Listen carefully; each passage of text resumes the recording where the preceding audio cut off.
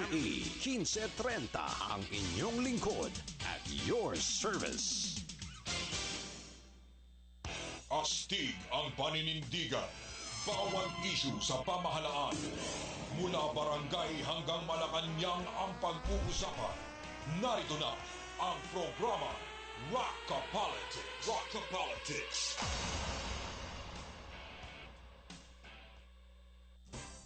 Mga ka-MU, narito na ang tambalang Algen.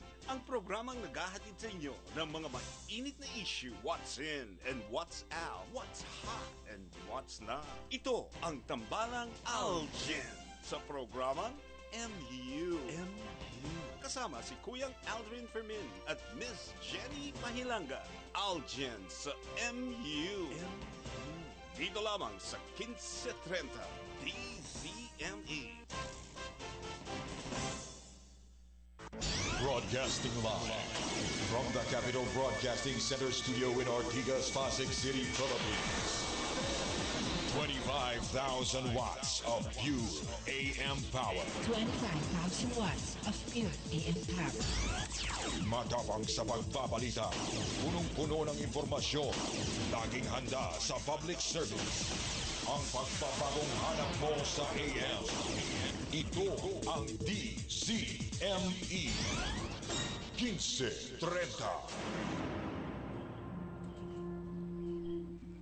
Ayan, magandang hapon ngayong araw ng Huwebes sa inyong lahat. Alas 4 hanggang alas 5 po, kasama nyo kami dito sa programa Kamalayan.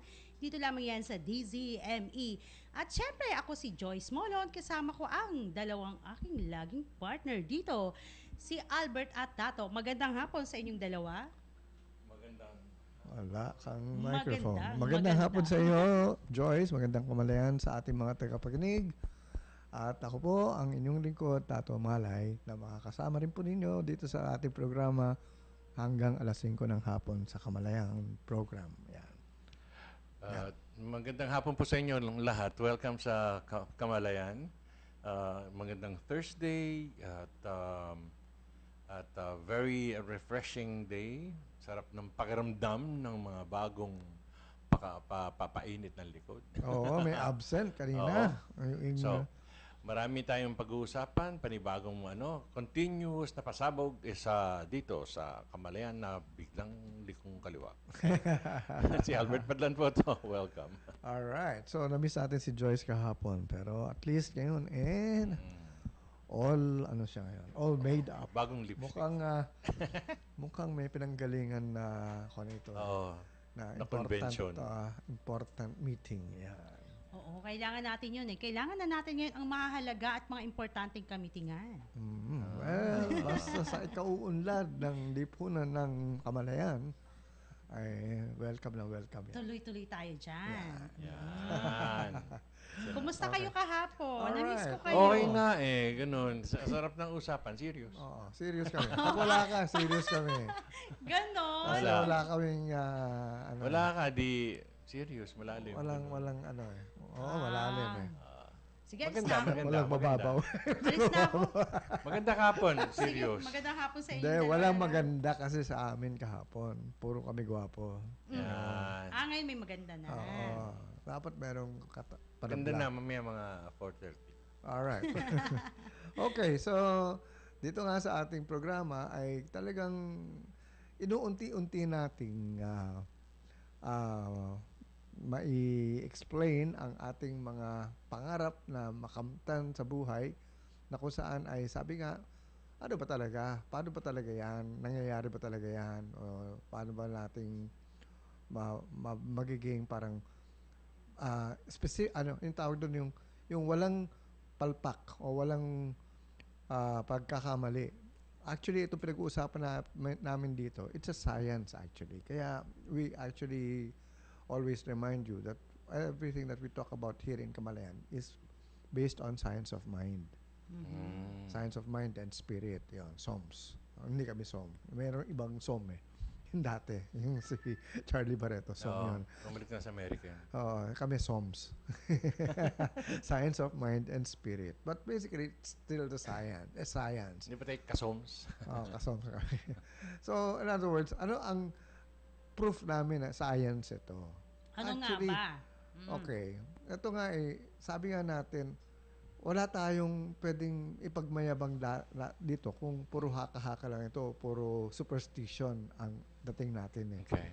Kasi hindi pwedeng parang, ano ba yung tatawag na inimbento lang or nakagisnan pero wala ka naman talaga tunay na pruweba. Wala kang ebidensya Wala ba? kang ebidensya na totoong nangyayari. Kaya hanggang ngayon, sabi nila may multo. Pero hanggang ngayon, wala pa nagsasabi na talaga nakakita siya ng tunay na multo. Meron bang hindi tunay na multo? Hindi, yun na nga eh. Hanggang ngayon, sinasabi ng karamihan sa science, it's still not, ano tawag ito, there's no evidence that there is really a ghost. Or, Kasi sa kanila, kailangan may mga specimen na oo, kailangan yung... Sige nga, May iniwang bakas? Oo. kumuha ka nga ng balat ng ghost. Ano ba yan? Oo. So, in other words, Parang mangyayari. kasi nga, pag inulit nila at hindi na umubra o hindi nagpakita, wala. Kasi hindi naging hindi naging parang Hindi consistent. predictable. So, pag hindi na predict ng science yan, hindi nila inaano.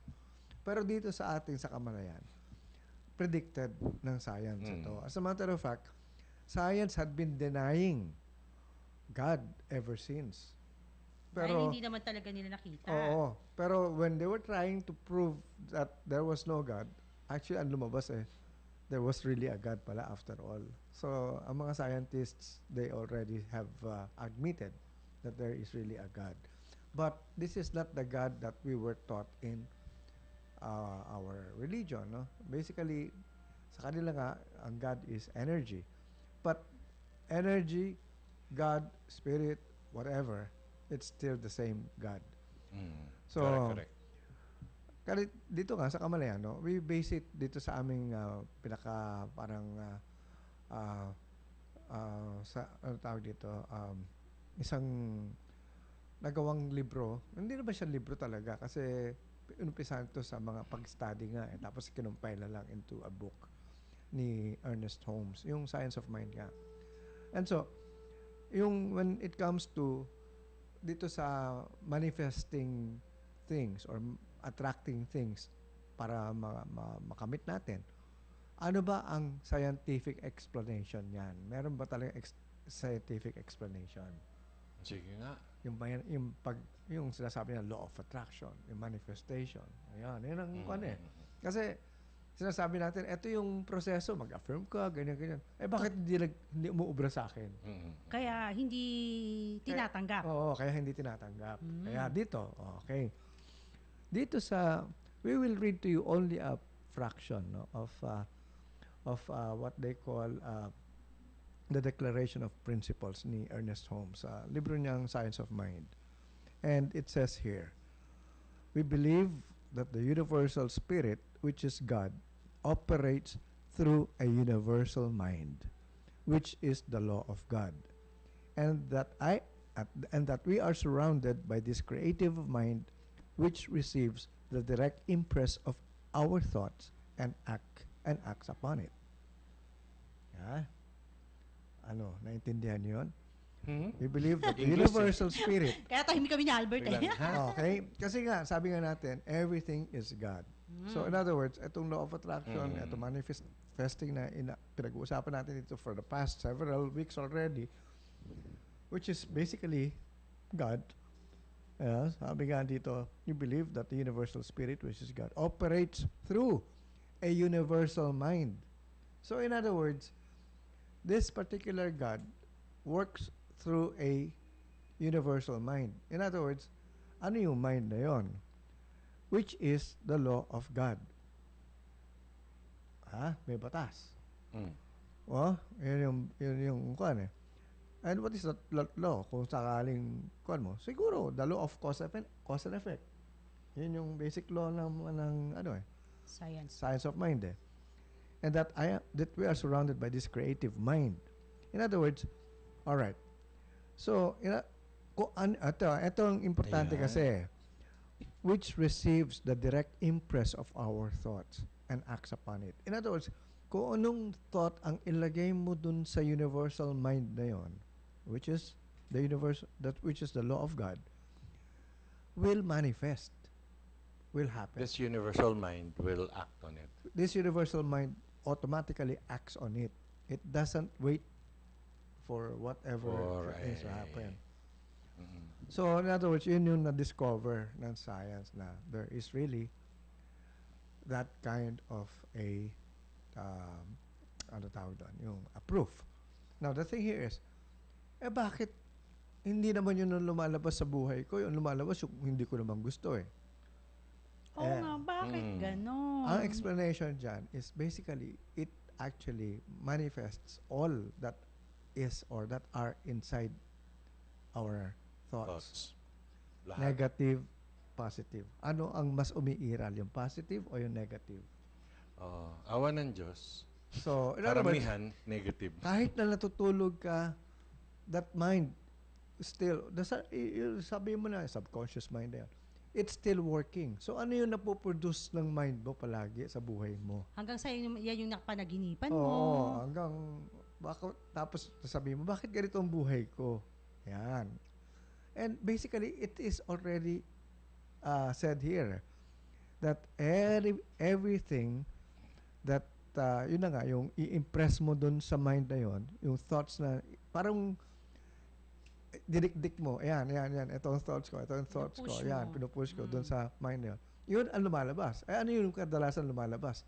Kasalanan ba ng mind yun kung ano yung lumabas sa pagkatao mo, ito? Ikaw ang nag-iisip nun eh. So, nakita niyo yung explanation behind So that. medyo mahirap konti. Oo, kaya- In the sense na yung thoughts mo, yung nagki-create. Kaya So, ano ba yung iniisip mo? Oo. Yun ang mahirap doon is, To simplify, makasanayan mo na yung thoughts mo ay yung gusto mo. Oo. Hindi yung ayaw mo. Hindi, pareho. Kahit na yung ayaw mo, lumalabas mangyayari din. Kaya nga, to simplify it, ang ibig sabihin lang nito is, God always says yes. Kaya sinasabi parang mo- narinig ko na yun. O kaya sinasabi mo, bakit ganoon? Eto, para ba, sinasabi mo na, yung Diyos, ito talaga lagi, bakit ganun lagi? Ito ang binibigay sa Ano ang akin. laman kasi Laging- ng utak mo? Anong laman ng kamalayan mo? Puro kamalasan ang inaabot ko. Anong kamalayan mo? Baka naman puro kamalasan. Teka, Kamalian. question. Pag nagreklamo kasi, pag nabibisit ka sa mga nangyayari sa yun, ulit-ulit ka, nakakainis naman, laging malas, laging talo, laging wala, ganun. Yun ang mangyayari. Oo, eto pa, question kasi, pag sinasabi na, Diyos ko, ikaw nang bahala sa akin. Paano yun? Pag kayo nang laging sinasabi. Still, we are given free will nga eh. Sabi nga eh. Bahala ka kung anong gagawin mo sa gusto mo. O ano yung gusto mo, ikaw ang may say. So, pag sinabi mo sa Diyos na, bahala ka na Diyos.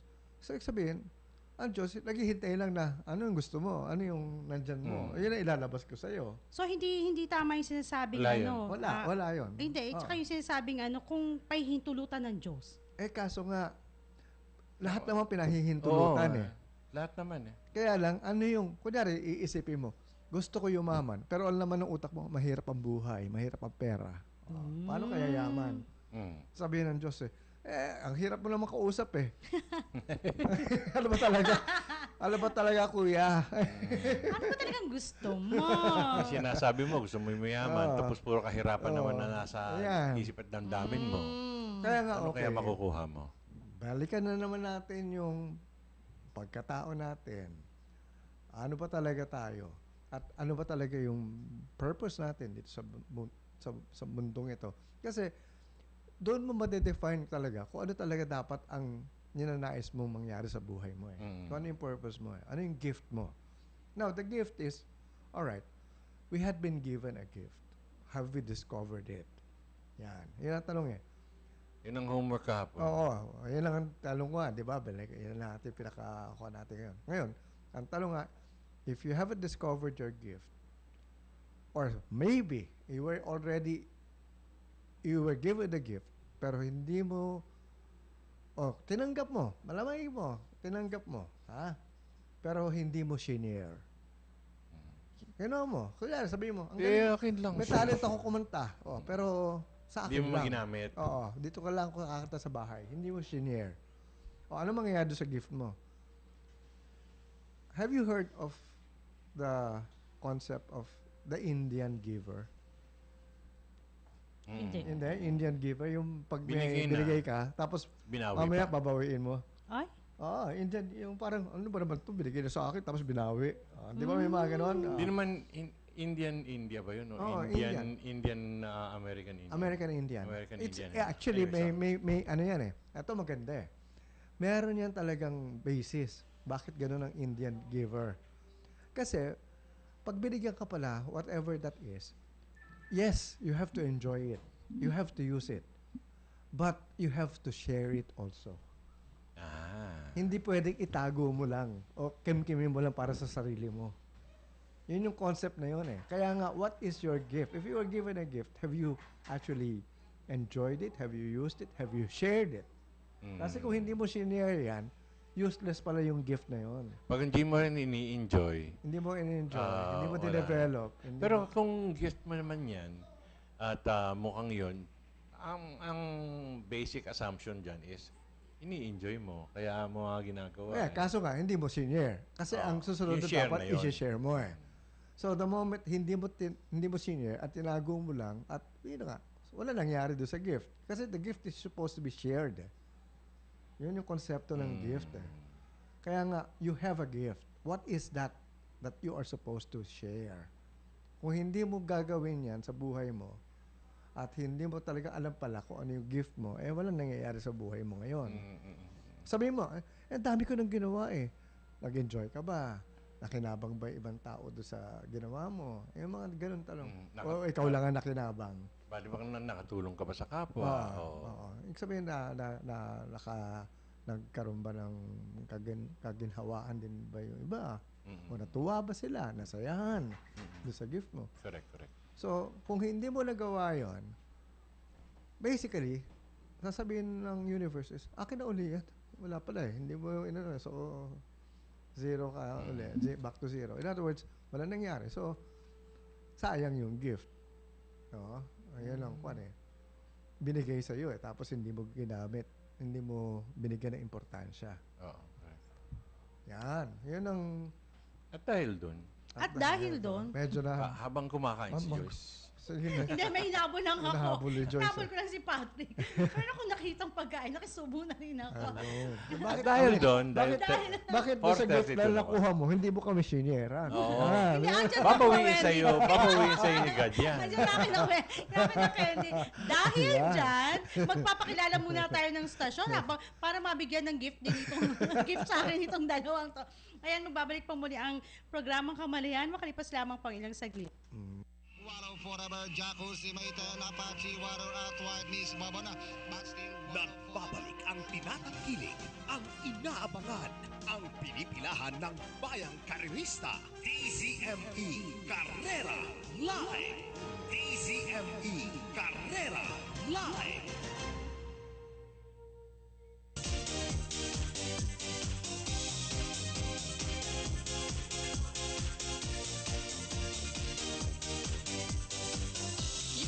Let's talk about reality. Reality that creates a beautiful world. Mga usaping maghahatid ng mga praktikal na kaalaman sa trabaho, kalusugan, negosyo o simpleng pananaw sa buhay. It's a Beautiful Life, programang maghahatid ng pinalawak na talakayan sa mga usapin na magpapaganda sa pang-araw-araw na buhay. It's about you, your life, and your healthy lifestyle. It's what you do that creates a beautiful you. It's a Beautiful Life tuwing Sabado alas 7 hanggang alas 9 ng umaga kasama si Miss Connie Lopez dito lamang sa himpilang kakampi ng masa DZME 1530.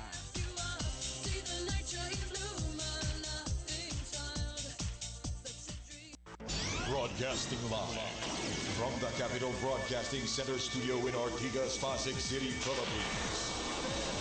25,000 watts of pure AM power. 25,000 watts of pure AM power. Matapang sa pagbabalita, punong-puno ng impormasyon, laging handa sa public service. Ang pagbabagong hanap mo sa AM. Ito ang DZME 1530. Ayan, patuloy po kayo nagbabalik dito sa ating programang Kamalayan. Ang ating oras, alas 4:34 na po ng hapon. At bago tayo magpatuloy, meron tayong bisita. Mamaya. Magpapasalamat muna tayo syempre sa mga kaibigan natin dyan sa Sogo Hotel. Kanina to sina Albert nagpainit kasi medyo palagi na lang silang nagpapalamig. At yung nga pala kay Willie, kay Willie, may mga questions tungkol dyan sa Sogo. Sige, i-PM nyo lang po ako or i-text nyo po ako. Ito po ang aking contact number,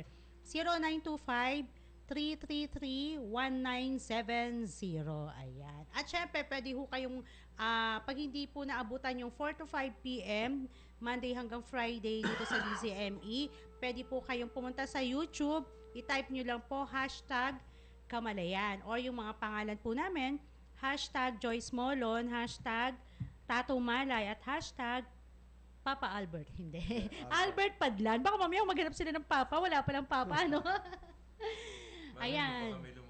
Baka may lumabas daw. At syempre, nagpapasalamat ako sa ating mga kaibigan, kay Pilar Ilaya at kay The Boy. Hello sa inyong dalawa. Kay Jalvin, kay Ivan. Ayan. At hello kay Akiko at kay Alec. Okay, si Christina. Christina Ledesma. Ledesma, oo. Si Josh. Si Chari. Yan, mga yan. Alright, so tuloy-tuloy tayo. Bago natin ipakilala yung ating guest, medyo ayusin natin muna. Medyo nawindang yata yung mga nakikinig sa atin about yung in-explain natin. Yung tungkol doon sa gift na para bang sinabi nga natin kung hindi mo senior ang gift mo, mukhang babawiin sa iyo. Ganon? Oo. Kasi wala nangyari. So, buti na lang kinain ko na yung binigay sa akin gift. Hindi na mababawi. Ibig sabihin yan, pag hindi ka nag-share, sasakit ang tiyan mo. Ayan. Hala, kaya hindi mag-share ka. Hindi. Okay, Biro lang joke yan. lang yun. Okay. Hindi, ganito yan Kaya nga kita mo, if you're a singer, at ang pagkanta ang iyong gift, whether you are earning from it now or not, you have the responsibility to share. Hindi pwedeng itago yan dahil sasabihin mong, wala namang bayad ayoko. Yan yung talagang mga singer, yan yung mga talagang magaganda talaga ang boses. Hindi katulad ko na kailangan ako magtago lang sa bahay pag kumakanta. Hindi, kahit na meron kang capability in singing, not even if you are a professional singer, still, you can make people happy by singing sa voice. bagay. Or kahit na sabihin mong, ikaw lang, no? Sino ba dapat ang unang maging masaya? So, kung masaya kang kumakanta mag-isa, di... Kumanta ka mag-isa para masayahan ka naman din. Kahit pa paano.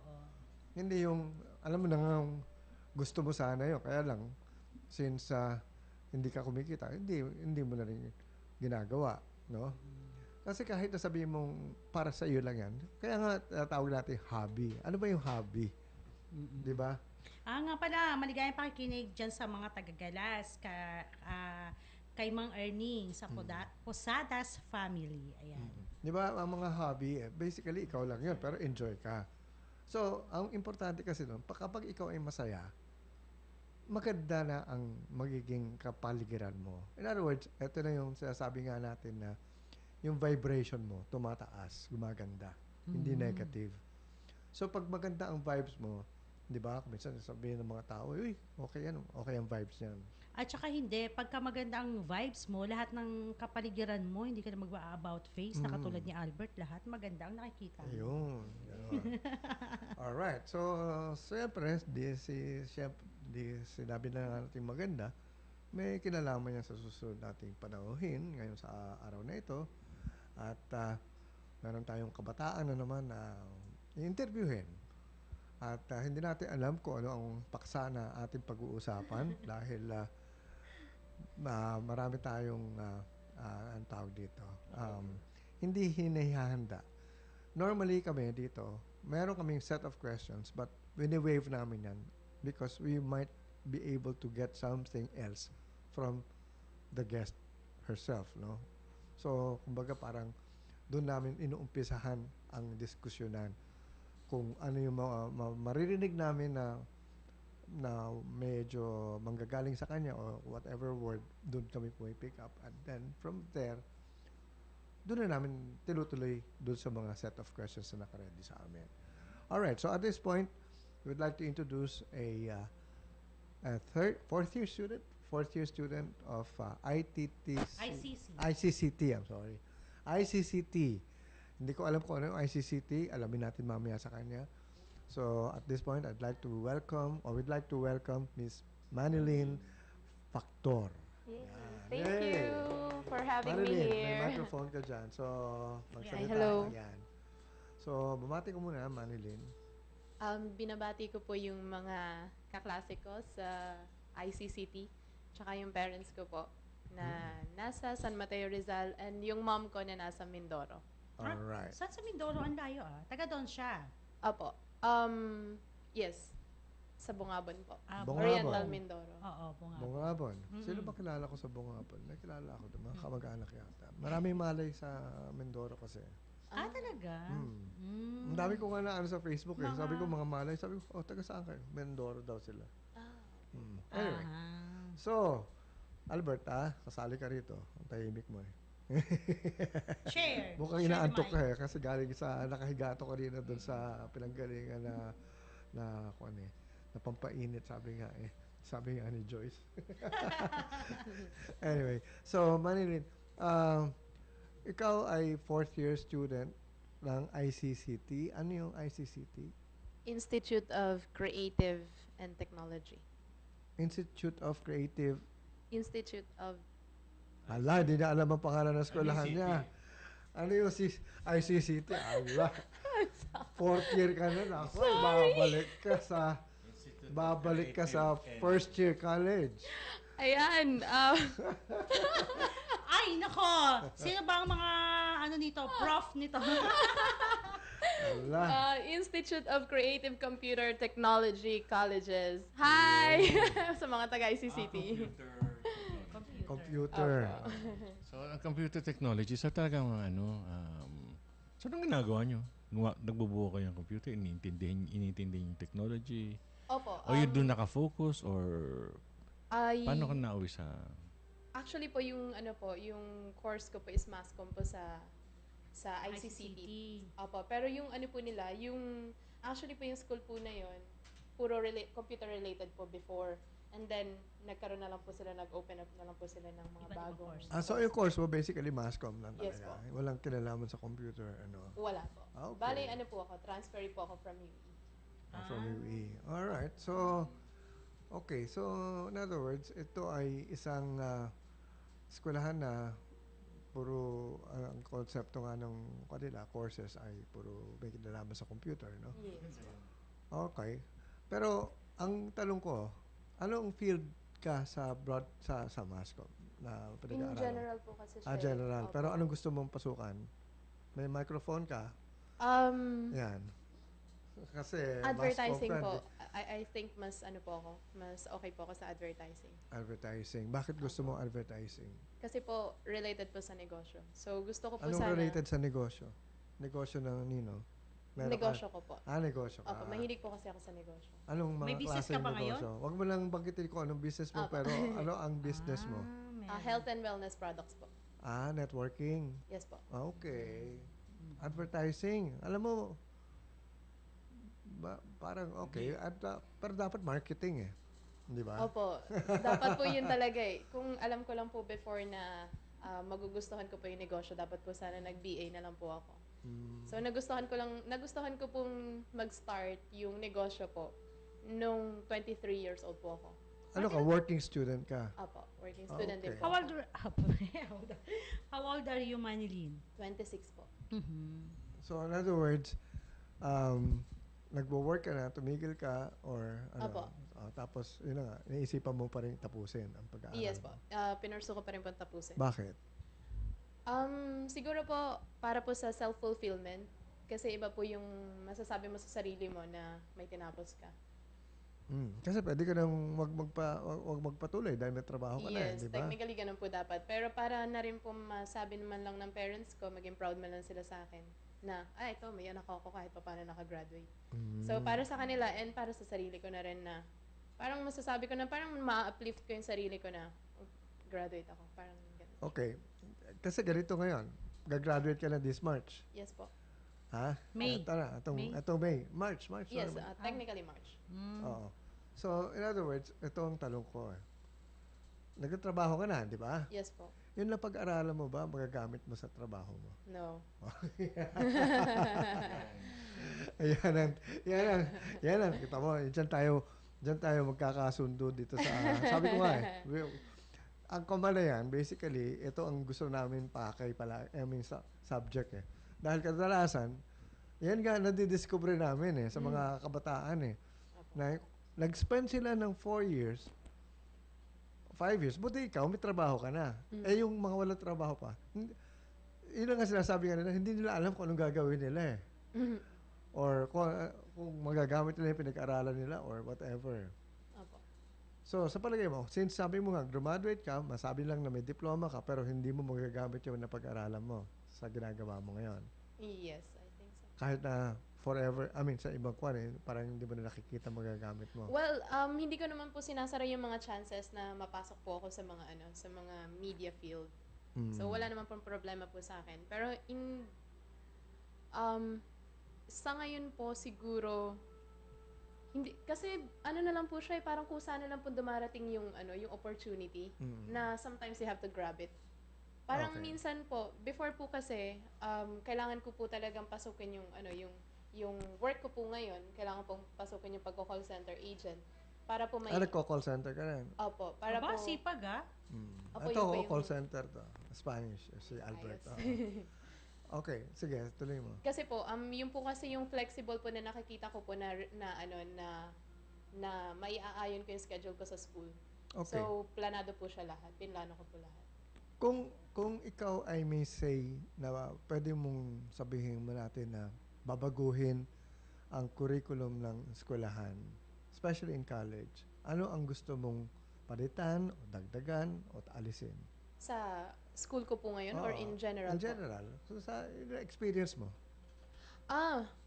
Sana po, tanggalin na po nila, wag na po nilang paramihin yung mga non-related subjects like PE, mga ganun, mga, ano pa ba, NSTP, for example, kung MASCOM kami, dapat ang mga mga subjects niya more on related na lang sa namin sa course namin kasi yung iba hindi naman namin talaga technical magamit. So parang we're just wasting time. Pero alam ba ninyo kung para saan yung PE? Yes, opo. Para saan? Para sa health? Di ba? Okay, health. Do you think kailangan tanggalin ng PE? Hindi naman, pero mga dalawa lang. Dalawa. Siguro sobrang pag-apat so. Kasi apat. Pero hindi, first year and second year lang naman may PE, di ba? Hindi, actually, Pero apat siya eh. apat yan Apat mo siyang... Ay, hindi ka, kaya in 4-year Oo. course, in 4 years na sa 4 years na na course mo, 2 years ka lang merong PE Yes. subject. Oh, Diba? First and second sem, di ba? Oo. Yes. Ano kasi ang problema sa sa kultura natin at kultura na nakagalian natin is kukuha tayo ng course para meron tayong degree. Yeah. Tapos majority hindi ginagamit yung pinag-aralan. Tama. Unang-una pagtapos nilang lumabas sa mag-graduate, talagang wala silang alam. Ultimo dun sa tinapos nilang course. Yes. So, ang bottom line para sa nakikita namin is, ewan ko kay Tato, sa akin is, useless itong education. Useless yan. Kasi, ano silbi niyan? Papel. Kaya may pelikula nga ganun na yung paper chase. Na law, ganun. Hinabol lang talaga yung diploma. Pero, bottom line, karamihan, iba ang ginagawa sa tinapos. So, anong silbi ngayon nung ginastos mo na eskwelahan? Degree. Okay. Papel. So parang ganun, parang pero tama ka in that sense. Kung gusto mo talagang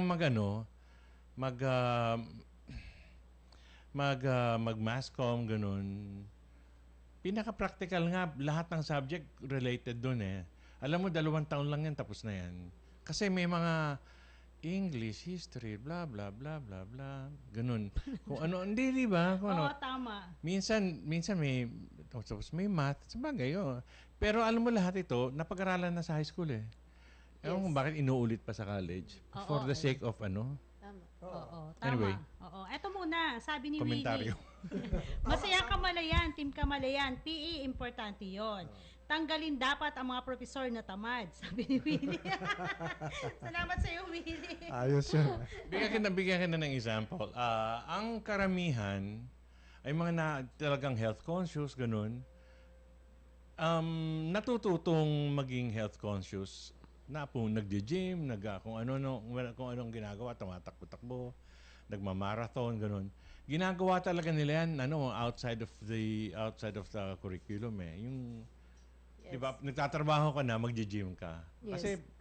Kasi importante rin may matututunan mo na importante sa buhay mo yun ang maging healthy ka. So, malamang yung PE pwede na ring i-out yun unless yun ang course mo, yun ang hilig mo, basketball talaga, ganun, or di ba, football talaga, or gymnastics talaga, yun ang course mo, doon ka mag-focus. Tama. Yes, that's right. Hindi, ang nagiging problema kasi sa eskwelahan, pag sinabi PE, ang normal kwan dyan is kung ano yung para sa isa, para sa lahat. Di ba? Ganun yun eh. Ang katawan ng tao, iba-iba eh. So in other words, iba sakitin. Kagaya ako noon, ang dami kong accepted ako sa mga ibang PE subjects noon dahil may asthma ako eh. So, ginawa ako ng palusot. Sabi ko, hindi na mag-PE. Mayroon akong tawag dito. Card, may exempted ka. Exempted card, receipt. Memo, parang certificate, medical certificate. So in other words, nakaraos ako, hindi ako nag-PE. Pero napansin ko, kailangan ng PE. Kasi basically, we have to really take care of our health. Kasi we have a body. And that is part of our, sa pagkatao natin yan. Hindi pwedeng tanggalin mo yung katawan mo eh. So, yan. Now, the thing here is, sabi mo nga, ang dami mga subjects, katulad sinabi ni Albert, na tinuro na sa high school, yung mga history, bakit pa inuulit sa college? Baka kasi nakalimutan daw. So, in other words, dapat ganun. Kung ano yung natutunan na sa elementary, high school, tapos na yun eh. Major na lang talaga dapat para makonsentrate sa mga ibang courses pa related to ibang subjects related to the course mo. Natutuwa ako doon sa sinabi mo, Albert, na tama yun eh. Para sa akin din na kung tutusin, ano nga ba talaga ang gusto mo, di ba? Kung ang course mo is mass comm, kung yun lang talaga, doon lang magko-concentrate, 2 years lang yan, tapos na. Hindi kasi kung i-justify nila, sabihin nila na maaring nakalimutan, whatever, ganun. In other words, para bang ina-acknowledge na mahina ang turuan sa high school. Kasi pag natutunan mo na yan, alam mo na yun. Pag hindi mo alam, wala ka natutunan. Pero kasi tapos ito na, habang tumatakbo ang buhay mo, matututunan mo tungkol sa health, na ganito pala dapat. Kung kailan, tapos na iba pa. Oo. Yung mga dapat, yung herbal dapat, talagang nag-exercise ka ba dapat. Tapos yung may exercises dyan na doesn't have to be 1 oras, ganun. Pwede namang may mga exercises dyan, 5-10 minutes, full body na eh. Anyway. Okay. Anyway, sige. Sabay ka lang ha. You can feel, basta sumingit ka lang, walang kwan dito. Okay po. Pwede po ako sumingit. Wag kang maghintay na kwan para tayo nag-uusap-usap lang. Okay po. Alright. Ang isa pang dapat, may health tayo. Kasi actually, I'm just driving at 4 areas. So health is one of them. We have to have financial education. Hindi talaga tinuro sa atin kung paano talaga, o ano talaga halaga ng pera. Tama. Kung paano kumita ng pera. Exactly. Kung kung ano talaga yung gagawin mo para maka-save ka or mas makarami ka. Kasi importante pala ang pera sa buhay ng tao eh. Kung talagang nakita na yan noon pa, dapat tinuturuan na tayo ng financial education. Yes. At hindi dapat naghihirap ang Pilipino. Hindi, oo. Na gagawa ka ng ganito para lang magtatrabaho ka ng ganito, para lang sumahod ka ng konti. Kung marunong ka pala ng financial literacy, basically, baliktad talaga ang tinuro ng eskwelahan eh. Alam mo, naglalaro ka ba ng Monopoly? Sorry, hindi. Hindi, okay. Kasi yung Monopoly, merong isang game, meron kaming isang nilalaro yung Rich Dad, Poor Dad. That's Robert Kiyosaki. Oo, kay Kiyosaki. Meron kaming game na based on that, na business ka talaga.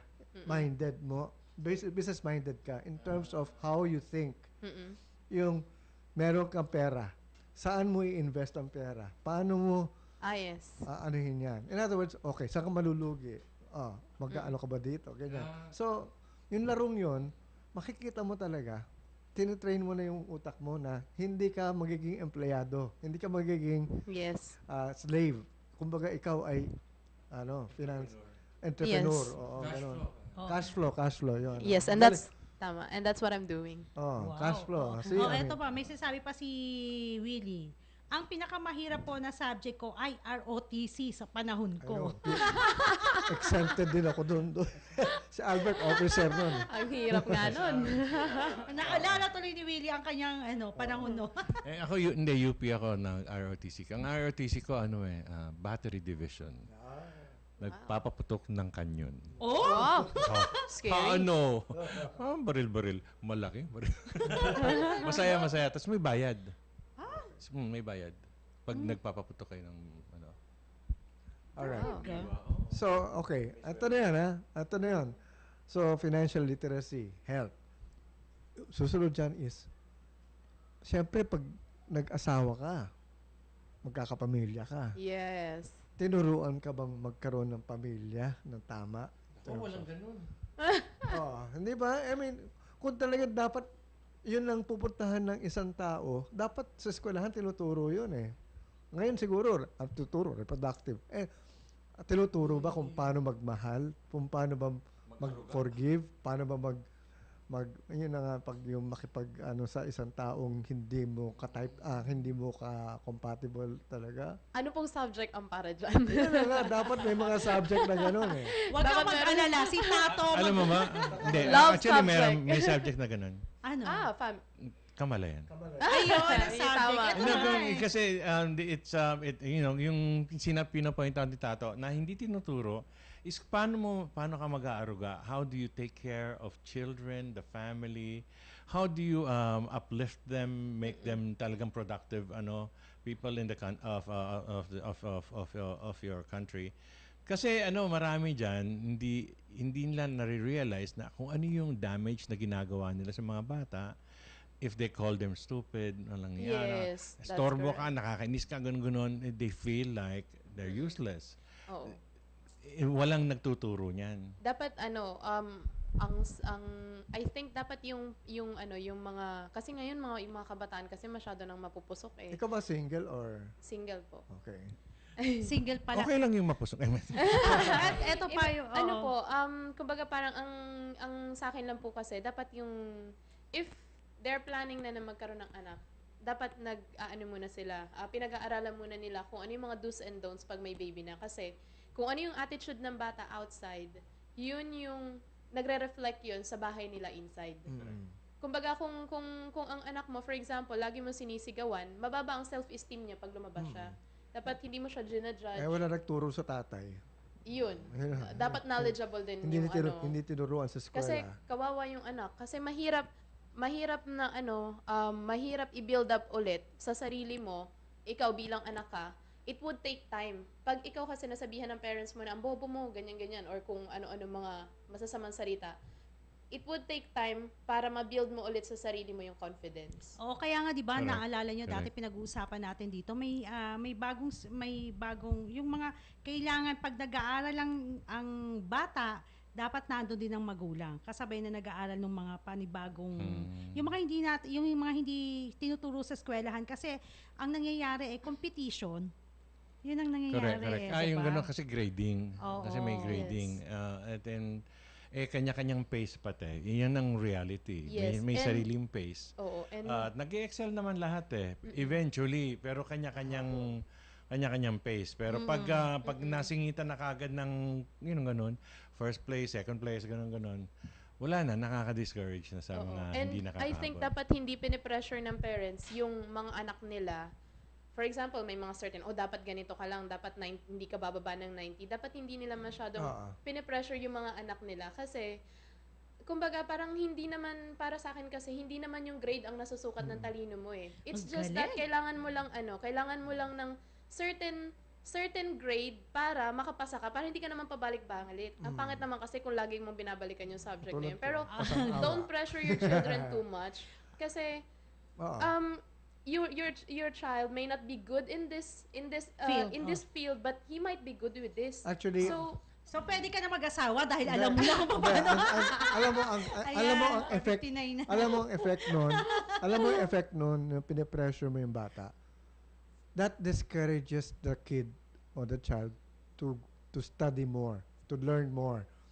You have parang inano mo na sa kanya na mawawala siya ng gana mag-aral dahil wala Kasi sabihin, mo kahit anong gawin niya, wala naman palang kabuluhan So, ang importante pa naman sa buhay natin, after college nga, hindi ka mag-stop from learning. It's a lifelong learning that we are teaching here in Kamalayan. So, in other words, paano ka pa mag-aaral? Di ba, kaya kadalasan ng mga kabataan, tuwan-tuwa pag nakagraduate dahil sabi nila, hindi na ako mag-aaral. Tapos na. Mali yung pinakamaling And in addition to that po, related po dun sa sinabi ni Sir kanina, na yung mga bata po kasi ngayon, karamihan, decision po ng parents. Ay, no offense po sa mga parents po. Pero ang sa akin lang po kasi, siguro pag po nagkaanak ako, hahayaan ko po yung anak ko na pumili ng gusto po niya. Kasi ayoko po nung mag-e-excel, gusto ko po kasi mag-excel po siya sa bagay na gusto po niya. Kasi mas maganda po kasing makita siya na yun po talaga yung gusto niya Minsan po kasi, nabubuhay po tayo sa gusto lang po ng magulang natin. Gaya ko po, ang gusto po ng parents ko po is mag-nursing po ako, pero nag-shift ako into journalism. Which is until such time na hindi ko naman pala gusto yung journalism, pero for the sake lang na makagraduate ako, tinapos ko na siya. Okay. Yan yung... Dapat may part 2 tayo dyan, ha? Okay, may part 2 yan, ha? Bitin So, tapos na natin programa at gusto namin pasalamatan ng ating panauhin ngayon sa araw na ito, Manilyn Factor. Thank you, sir. Ng ICCT. So, thank you very much. Parting words from you. Babati po ba yun? Whatever. Sorry. Thank you po for listening. I hope may mga natutunan po yung mga kabataang tulad ko. So, yun, be wise in life kasi life is not easy. So, life is difficult, so you have to be tough. Thank you. You're welcome. Albert. Sige, Hod. So, magandang usapan natin na medyo nabitin konti. Hopefully, we can pick it up tomorrow. And please, listen, magkarinigan tayo ulit bukas. Si Albert Padlan po hanggang bukas. Alright, so antabayan po ninyo ang programang FRS at KKK program ni na Doc Bong at Miss J. Susunod na po. Ito po si Tato Malay na nagsasabing isang magandang kamalayan sa inyo lahat. At ako naman po si Joyce Molon. Maraming salamat po sa inyong pakikinig hanggang bukas pong muli.